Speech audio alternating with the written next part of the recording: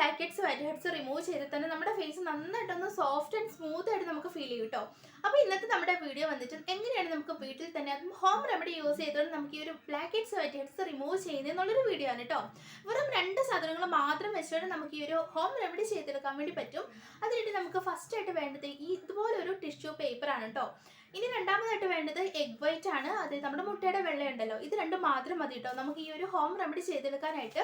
അപ്പോൾ നമുക്ക് സിമ്പിൾ ആയിട്ട് ചെയ്തെടുക്കാവുന്നതേ ഉള്ളൂ കേട്ടോ. ഇപ്പോൾ നിങ്ങളുടെ ഫേസിൽ വല്ലാണ്ട് വൈറ്റ് ഹെഡ്സ് അതല്ലെങ്കിൽ ബ്ലാക്ക് ഹെഡ്സ് ഒക്കെ ഉണ്ടെന്നുണ്ടെങ്കിൽ ഈ ഒരു ഹോം റെമഡി ഉറപ്പായിട്ട് നിങ്ങളെ ഹെൽപ്പ് ചെയ്യും. അപ്പോൾ നമുക്ക് ഈ ഒരു ഹോം റെമഡി എങ്ങനെ ചെയ്യുന്നത് നമുക്ക് നോക്കിയിട്ട് വരാം കേട്ടോ. ഫസ്റ്റ് ആയിട്ട് നമ്മൾ ചെയ്യേണ്ടത് നമ്മുടെ ഫേസ് നന്നായിട്ടൊന്ന് ക്ലീൻ ചെയ്യുക എന്നുള്ളതാണ് കേട്ടോ. ഒരു ഫേസ് വാഷ് ഒക്കെ യൂസ് ചെയ്തിട്ട് നമുക്ക് ഫേസ് ക്ലീൻ ചെയ്യാവുന്നതാണ്. നമ്മുടെ ഫേസിൽ ഉണ്ടാകുന്ന അഴുക്കും കാര്യങ്ങളെല്ലാം ഒന്ന് മാറ്റാൻ വേണ്ടിയിട്ടാണ് കേട്ടോ നമ്മൾ ഇങ്ങനെ ചെയ്യുന്നത്. അതിനുശേഷം നമ്മൾ ഈ ഒരു എഗ് വൈറ്റ് എഗ്ഗിൽ നിന്നും സെപ്പറേറ്റ് ചെയ്തിട്ട് ഒരു ബൗളിൽ കളക്ട് ചെയ്തിട്ടുണ്ട് കേട്ടോ. ഈ ഒരു എഗ് വൈറ്റ് നമ്മൾ ഫേസിൽ മുഴുവനായിട്ടൊന്ന് അപ്ലൈ ചെയ്ത് കൊടുക്കുന്നുണ്ട്. പിന്നെ എനിക്ക് തോന്നിയിട്ടുള്ളൊരു കാര്യം വന്നിട്ട് ഇതിൻ്റെ ആ ഒരു സ്മെല്ലാണ് കേട്ടോ. ഈ ഒരു എഗ് വൈറ്റിൻ്റെ ആ ഒരു സ്മെല്ല് തീരെ പിടിക്കാത്തവർക്ക് ഇതൊരു ബുദ്ധിമുട്ടായിട്ട് തോന്നും കേട്ടോ. അങ്ങനെയുള്ളവർ ഫേസ് മുഴുവനായിട്ട് ചെയ്യണമെന്ന് നിർബന്ധമില്ല. നിങ്ങൾക്കിപ്പോൾ എവിടെയാണോ കൂടുതലായിട്ട് വൈറ്റ് ഹെഡ്സ് ബ്ലാക്ക് ഹെഡ്സ് ഒക്കെ കാണുന്നത് ആ ഒരു ഭാഗത്ത് മാത്രം ഈ ഒരു എഗ് വൈറ്റ് അപ്ലൈ ചെയ്തിട്ട് ആ ഒരു ടിഷ്യൂ ബാക്കി നമ്മൾ ചെയ്യുന്ന ആ ഒരു പ്രൊസീജിയർ ചെയ്തിച്ചാൽ മതി കേട്ടോ. ഞാൻ എൻ്റെ നെറ്റിൻ്റെ ആ ഒരു സെൻറ്റർ ഭാഗത്ത് മാത്രമായിട്ടാണ് കേട്ടോ എഗ് വൈറ്റ് അപ്ലൈ ചെയ്ത് കൊടുത്തിട്ടുള്ളത്. അതെന്താണെന്ന് വെച്ചിട്ടുണ്ടെങ്കിൽ എനിക്ക് അങ്ങനെ ഒരുപാട് നെറ്റിയൊന്നും ഇല്ല. ഇപ്പോൾ നെറ്റ് മുഴുവനായിട്ട് അപ്ലൈ ചെയ്ത് കൊടുത്തിട്ടുണ്ടെങ്കിൽ ആ ഒരു ഹെയറിലേക്കെല്ലാം ഇതാവാനുള്ള ചാൻസ് ഉണ്ട് കേട്ടോ. അപ്പോൾ നമ്മൾ പീൽ ചെയ്തെടുക്കുമ്പോൾ ആ ഒരു ഹെയർ എല്ലാം കട്ട് ചെയ്തിട്ട് പോകാനുള്ള ചാൻസ് കൂടുതലാണ്. അതുകൊണ്ട് നമ്മൾ അങ്ങനെ ചെയ്യേണ്ട കേട്ടോ. അപ്പോൾ നമ്മുടെ മുടിയെല്ലാം നന്നായിട്ടൊന്ന് ഒതുക്കി വെച്ചതിന് ശേഷം ഇതെല്ലാം അപ്ലൈ ചെയ്ത് കൊടുക്കുക.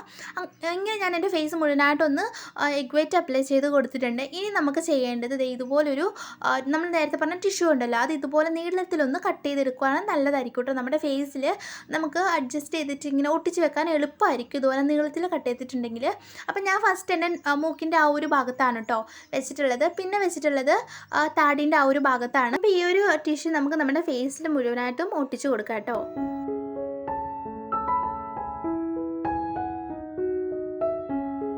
അപ്പോൾ ഈ ഒരു ടിഷ്യൂ ഒട്ടിച്ച് കൊടുത്തതിന് ശേഷം നമുക്കിനി രണ്ടാമത്തെ കോട്ട് നമ്മൾ ഈ ഒരു എഗ് വൈറ്റ് നമുക്ക് ഈ ഒരു ടിഷ്യൂവിൻ്റെ മുകളിലൂടെ അപ്ലൈ ചെയ്യണം കേട്ടോ.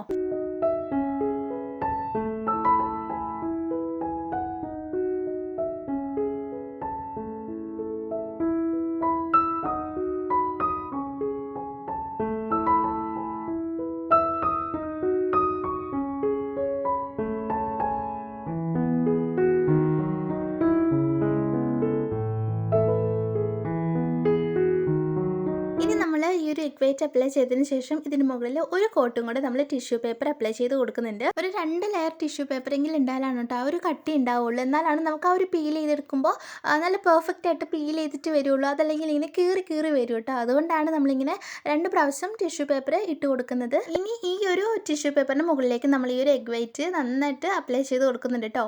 അപ്പോൾ ഈ ഒരു എഗ് വൈറ്റ് അപ്ലൈ ചെയ്ത് കൊടുത്തിട്ടുണ്ടെങ്കിൽ നമ്മുടെ ഈ ഒരു പ്രൊസീജിയർ കഴിഞ്ഞു. അതിനുശേഷം നമ്മൾ നന്നായിട്ടൊന്ന് ഇത് ഉണങ്ങാൻ വേണ്ടിയിട്ട് വെയിറ്റ് ചെയ്യണം കേട്ടോ.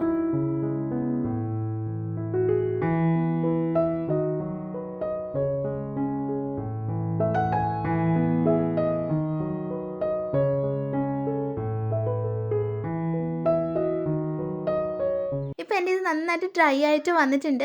ഇപ്പം നമ്മൾ ഫാനിൻ്റെ ചോട്ടിൽ വെച്ചിട്ടാണ് ആ ഒരു കാറ്റ് വെച്ചിട്ടാണ് നമ്മൾ ഡ്രൈ ആക്കുന്നതെന്നുണ്ടെങ്കിൽ നന്നായിട്ട് ഡ്രൈ ആയിട്ട് വരും കേട്ടോ. പെട്ടെന്ന് തന്നെ ഉണങ്ങി വരും. ഒരു 10-15 മിനിറ്റ് മാത്രം മതിയാവും കേട്ടോ.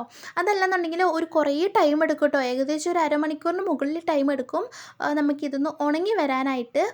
അതുകൊണ്ട് മാക്സിമം നമ്മൾ ഈ ഒരു ഫാനിൻ്റെ ചോട്ടിലിരുന്നിട്ട് ഉണക്കാനായിട്ട് ശ്രമിക്കുക കേട്ടോ. അപ്പോൾ നമുക്ക് പെട്ടെന്ന് തന്നെ അത് ഉണങ്ങി കിട്ടും. അതിനുശേഷം ഞാൻ ഇതുപോലെ നന്നായിട്ട് പീൽ ചെയ്ത് മാറ്റുന്നുണ്ട് കേട്ടോ. പിന്നെ വേദന ഉണ്ടോയെന്ന് ചോദിച്ചാൽ അത്യാവശ്യം വേദന ഉണ്ട്. എനിക്കുണ്ട്. പക്ഷേ മറ്റുള്ളവരൊക്കെ ചെയ്യുമ്പോൾ അങ്ങനെ പെയിൻ ഉണ്ടെന്നൊന്നും പറയുന്നത് കേട്ടിട്ടില്ല കേട്ടോ.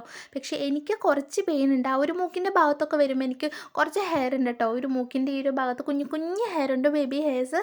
അപ്പോൾ അതിൽ ഇങ്ങനെ പീൽ ചെയ്തിട്ട് വരുമ്പോൾ ആ ഒരു വേദനയാണെന്ന് തോന്നുന്നു. എനിക്ക് ചെറുതായിട്ടൊരു വേദനയെല്ലാം ഉണ്ട് കേട്ടോ.